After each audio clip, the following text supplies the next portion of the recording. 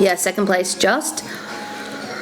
We had a couple of no reps on the squat, on the thruster, just for depth. Otherwise, I reckon we would have had it. We like really pushed the run and pushed everything. Like we did really, really well. It was just probably that first round cost the most, and a bit of extra fatigue and kind of just like falling behind on those extra reps. Oh Lord. But yeah, it was really good. It was just good to see that we could kind of have that in us, like, yeah. I don't really have anything. That's all I got to say about that. That's all I had to say about that. So you got a few people texting you saying, oh, look at you leading the pack. Yeah, legit. Not a great runner, but I've been up against the likes of some really, really good runners in the women's individual field. Like Tia's exceptional, like Christy Ramo's exceptional, Briggsy, like there's a bunch of those girls that are like have either track backgrounds or triathlon backgrounds. So for the last however many years of individual competition, I've been against some really, really good, like world-class runners. So I'm not great.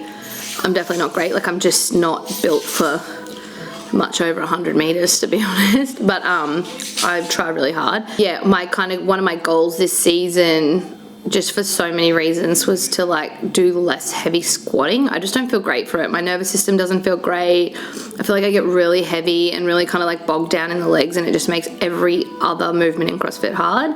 So I just haven't been prioritizing it. Like I'd never squat heavy, maybe once a fortnight, maybe, for like a little sesh, just to make sure I can still squat.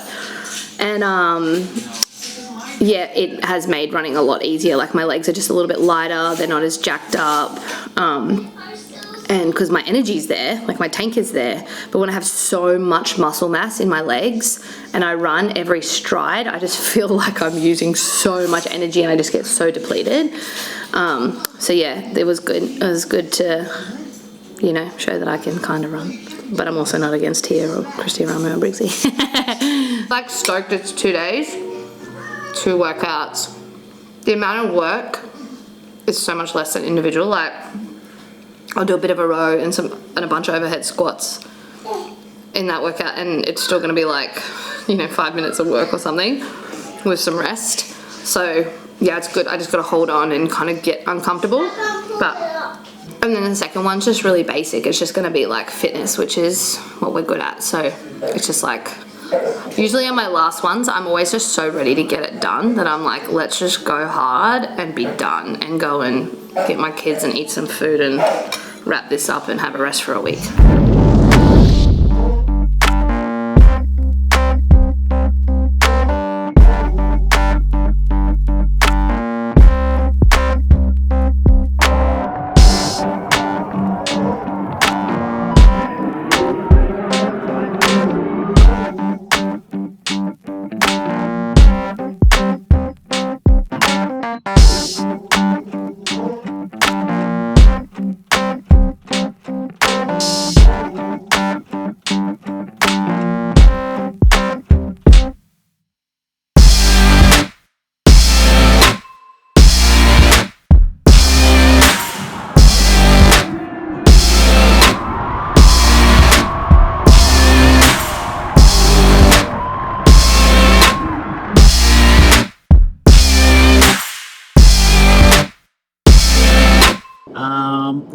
So going into the last day, you guys were tied for first. Yeah. What were your guys' thoughts going into that overhead squat workout? We're all a little bit different. Obviously, like we kind of handle the situation differently based off our own experiences and personalities and stuff. But we knew that the overhead squat was going to be like a good workout for us. Em and I are pretty strong in that movement, and on average stronger in that kind of like muscular endurance in that than a lot of other girls in the team, the team category, I guess, coming from like the indie space. And then the boys are just really good on the ergs, like they can just work. So it was like a really good balanced workout for us to share the load. Yeah, I kind of just felt like we were going to win. I just had this like gut feeling that we were going to win TORIAN Pro, so I was just pretty chill. And the card was a little bit more stressed. Yeah, like when the pressure, when you can do well, but like he said on that last day, is like there's that little bit of stress of like when you know you can do well, you're actually more stressed than events that you don't really have high expectations of yourself. But yeah, I don't know, it's pretty chill, just trying to remember where to be and what to do. And then going into that workout, you guys had a bit of a deficit to make up, you and James. Did you change any strategies or anything, or did you just kind of like The deficit for me and James? like to make up because you obviously had a wire side in front? Oh no, head squat one. Yeah. Was there like any changes to strategies, or did you just Nah. go a bit harder, or? Nah, like you can kind of like hear, I guess, where people are, and it just gives you a little bit of a like kind of a push on, but like we did exactly what we had done and what we planned on doing. So yeah, not really. It just I didn't have a doubt. I knew that James and I were going to be like exceptional in that side of things. So, and it's not like it was that far behind. Like I had a look at when we started. So James was sitting on the rower, and then they were on the rower as well. And I had a little peek over, and we were 5 cals behind, and I was like, that's nothing. Like, or I just knew all it would take was for me to hold on to the overhead squats for like essentially like a double set. So like if they did, you know, like 15 reps, if one of them did 15 reps, if I did 30 or close to it, and we saved the whole transition, that's more than 5 cals. Like really it could be. By the time people like starting to move slow or whatever, so I was like, nah, we'll get that back, no worries. So do that a couple of times and we're sweet. So yeah, I knew that we would pull away. Yeah, sweet. And then going into the last workout, obviously you had the lead, but it was still super close, right? Yeah, we had the lead, but based off like the placings that the TORIAN Mayhem team had is like if they won or something, then the lowest we could place was 4th. Otherwise, we would tie. So if we placed 4th, we would tie with them, and then there'd be, I don't know where they would find a tiebreaker. If we placed like 5th, then we would come 2nd. So we had like a bit of a buffer, but yeah, the goal was to be top 3 in that workout. Obviously, we wanted to win it, and we probably could have and should have or would have. We didn't. So that's competition. But yeah, we just kind of got like kind of weird judging situation that didn't make a lot of sense, and we got no repped on the burpee for like being out of like a bit of our body being out of the lane or something like that. But the fella didn't tell us why we got no repped, and didn't tell us that we got no repped, or it was so loud we didn't hear that we got no repped. And so we finished what we think is our last burpee, and he's like, no, you need to keep going, like you got no repped. And so we're like, okay, sweet. So we quickly do one more, and then he's like, no, and then we're like, what? And so I'm so confused. I'm down the back of the worm, I can't hear anything, and we're just doing burpees, and then he's like counting like that's 18, 19, and I'm like, what? I'm like, we're meant to do 15 burpees. I'm so confused. Why are we now counting up? So like, you know, normally if you get like a no rep, it'd be like, you know, they'd say there's 15 and they'd be like 14, it's still 14, like you're not doing it properly, you know, stay in your lane or whatever. And then finally, I don't know, one of us kind of was like, what are we doing? Like, why are we getting no repped? We're like, we're slowed down so much at this point. Like we're trying to, I was just like, we lost so much time. You can imagine, not only did you do all those extra reps, but there's like a lot of fumbling and like trying to communicate in that in a workout that's pretty quick. So, yeah, that was super frustrating. Like it was just in it, you're trying to figure out, because it's like, look, if we're doing something wrong, like if you're not hitting a squat depth, you just want someone to say, no rep, get lower, and you're like, okay, and then you fix it, and you fix it straight away, yeah, that's my bad. But when you don't know what you're doing wrong, and then the count's off, and you don't know when you're like, it doesn't go 3 more, like we just keep doing burpees until someone eventually says stop. Like it was a shambles. So we fell behind, and then we were like hustling, and then I was like, let's go. But the boys, like, it kind of rattled everyone, and they were like doing extra work, and then yeah, there wasn't really the team capacity to like really accelerate to try and make up for that extra work by that point in the weekend. So yeah, it's a little bit frustrating. It was a bit of a frustrating note. It was like positive, obviously, like we won, but like a good lesson. thing is, like, that stuff happens in competition every single time. You just got to handle it and move on. So I think what we'll do is have a bit of a better plan and like what our response is. Like, what's the plan if that happens in future? You know, is it that the first person straight away asks the judge and then passes it on, or what does that look like, so that we can try and save as much time as possible and damage control in that situation. So it's good to happen now. And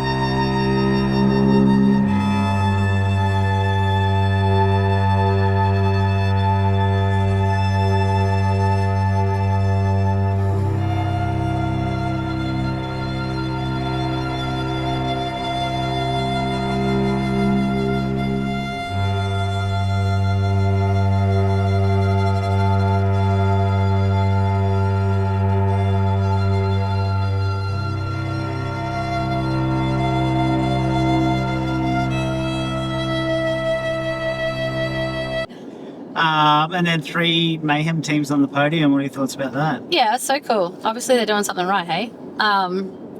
You know, like, I think the coolest thing about, and, you know, like, I started doing Mayhem programming, like we said, ages ago. You got me onto it, right? You know, saying it was a really good time, and I just really wanted to enjoy my training, and I didn't want to coach. I didn't want to sort of have anyone that I had to be accountable to or for or whatever when I had my kids. Like, I was like, I just want to do my best that I can. And it's such a good time, and I've been doing it in so many different capacities and jumping around the different tracks. It's just been able to be like flexible with whatever my life has sort of presented and whatever I've needed and how I've needed to change that through pregnancy and 2 kids and whatever. There's always something, and I think that's what's really cool is like we're all doing that variations of those tracks that suit us and all coming out with really great results. And I just love the crew. I'm real loyal to Mayhem. I really love how they work. I love their attitude, their ethos, and I love, you know, just like how they all kind of like stand by each other and they work really hard. And that's kind of like one main reason that kind of keeps me there. I'd rather support people like that, but I also really enjoy the programming. So yeah, it's good. It's really cool. Really cool. I know they'll be stoked. Yeah.